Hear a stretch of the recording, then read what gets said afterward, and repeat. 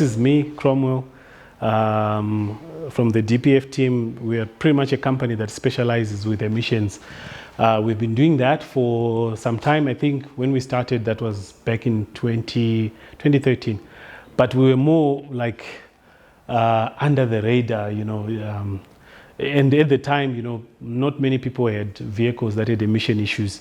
So I can say as time went on, you know, as you know, more of you guys started to buy these cars with emission issues and so forth and so forth.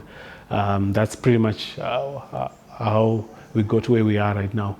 And so we are pretty much a tuning company. That's what I can say.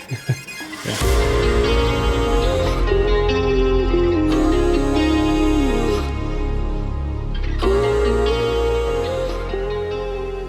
So it's a passion thing. I can just say it just came up as a passion thing. Obviously, there is a background to it because at some time I used to have a different company that was specializing with, I could say, computer boxes and, you know. So with material that we had at the time, we ended up realizing that, you know, we understand vehicle performance better than, you know, most people in the market. So that's how pretty much it evolved. So that was back in 2013. To say there is somebody who really taught me this, I can't really put a finger to say, you know. It's just been a number of, what can I say? It's just something that grew out of passion. Yeah.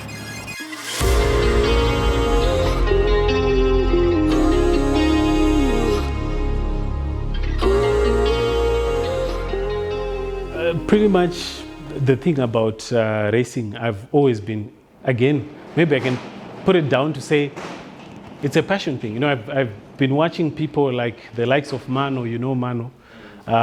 Where else? The likes of Salim, you know Salim. So, you know, those guys were racing, I think back in 2012, isn't it? 2012, 2011.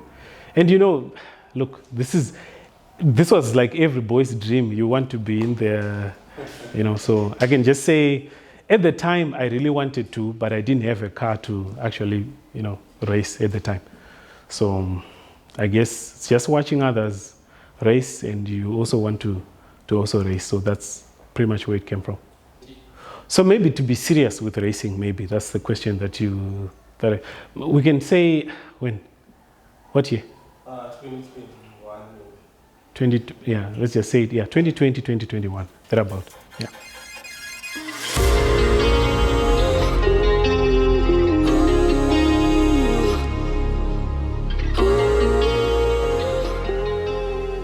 That was pretty much the Alteza.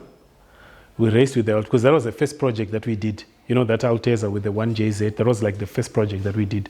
So we raced, but at the time we were racing, there were no drags like official. Like what we now have. I think there was a time when we had official drags, and then there's a period where we didn't have, you know, people were just doing their thing at the track. So yeah, we did some. That's when we really started to do the racing. But you know how it is. If you have never raced before, and you race for the first time, there's something it does to you, right? You just keep wanting to do more and more and more.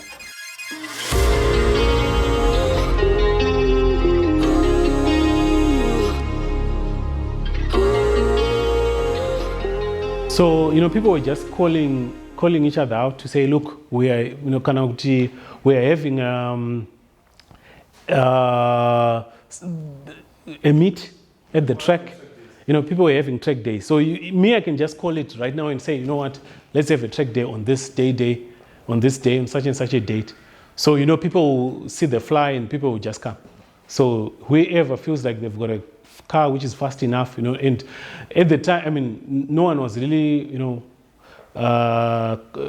taking the times and so forth. That's pretty much, you know, how the races were. So they were not exactly official. It's who crossed the line first. No times per se. Yeah.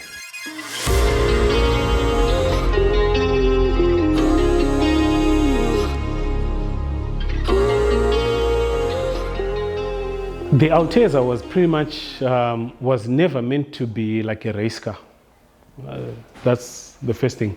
It was just supposed to be a fun daily driver that has just got a lot of power.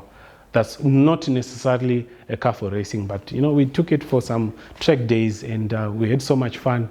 And then that's what prompted us to buy a second car, which is the Mark II, which everybody likes, which everybody keeps talking about.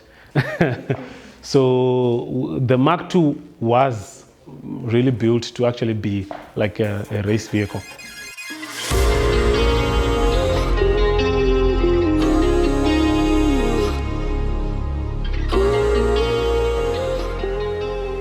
The challenge is this one different from the Altezza in that the Altezza has got a 1JZ GTE with an automatic transmission.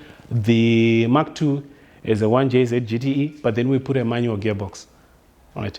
So the reason, obviously, why we put a manual gearbox, is because we mainly for racing, right? So what we then realized is that maybe how can I put this across?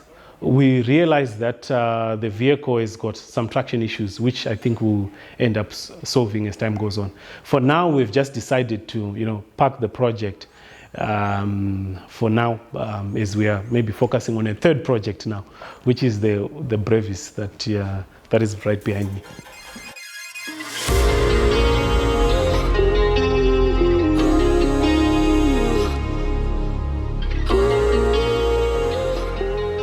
Okay, so the Toyota Brevis is got a 1UZ.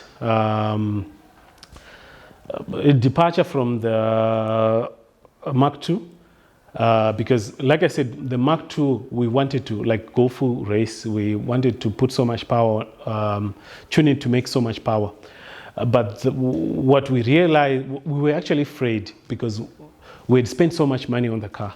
And we were like, okay, so if we keep on spending more money on this car, if at some point we want to sell it, then what's going to, we will be able to recover the money. That's the thought that we're in, yeah. That's the kind of thought process that we're in. So then we said, you know what, let's just leave the project like that. Let's do another project. Then that's how we started the Brevis. And how we, so pretty much what the Brevis is, it's a 1UZ Toyota V8 from a 1996 Toyota Celsius. That's where it came from. What we've done to it, we have replaced the rods. We've also replaced the pistons. It had done 30,000, so it was pretty much close to being new when we opened it. I'm sure if you look on our YouTube channel, you see plenty of videos showing that. So we just replaced the internals. That's what we did. And then we slapped a big turbo on it. So our experience so far, we've done a 12.4 on the quarter mile. That's the best time that we've done, which is quite impressive. We still want more. So we're going to be upgrading the tires. We're also going to be upgrading the clutch. And then probably we're going to run a little bit more boost. So as we're speaking right now, it's making 529 horsepower. So maybe we can push it more to 600, and then we see what we'll be able to do at the track. Okay, so like I said, we bought some track tires because before we were using semi-slicks. So now we are using full slicks. We are using Wuzier slicks. That's what we're using.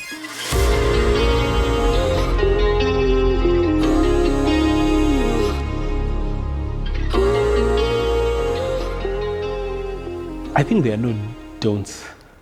I think do everything.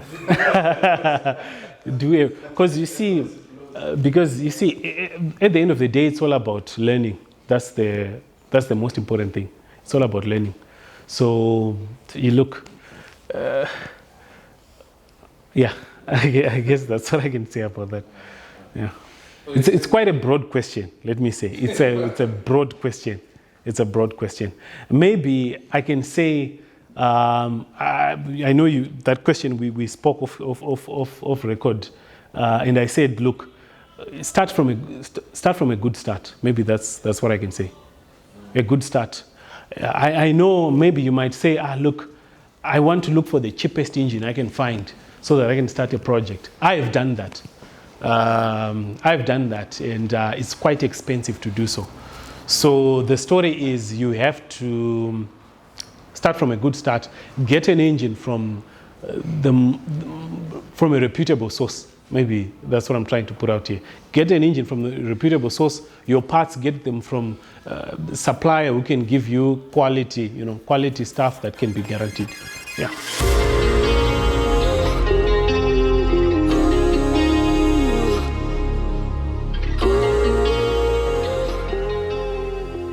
Okay, so we've obtained Best Drive of the Day award. And then another award, what was it? We finished second in our class, and then the other award we finished third in our class. But obviously, you want to be first. I think an award for third and second is not something I want to celebrate at this point. You obviously want to be first. Yeah, so that's what we're after. But pretty much, really what we want to achieve with the car is just the times. Whatever award you guys give us, well, that's a plus. But what we really want to achieve with that car is to achieve 11 seconds or 10 seconds on the quarter mile. What I will tell you is that the purpose of really building this car is we just want to prove to ourselves that we are able to do it, and we're able to do it ourselves here in Zimbabwe. That's what we are just trying to prove here. Yeah. And to answer that question, as in what would I want to have? What do I? Dream garage. 992 Porsche. Yeah. He just doesn't want to say it. Yeah, pretty much. I think my dream car, the car that I want, is a GT3, and I think I'll have it very soon.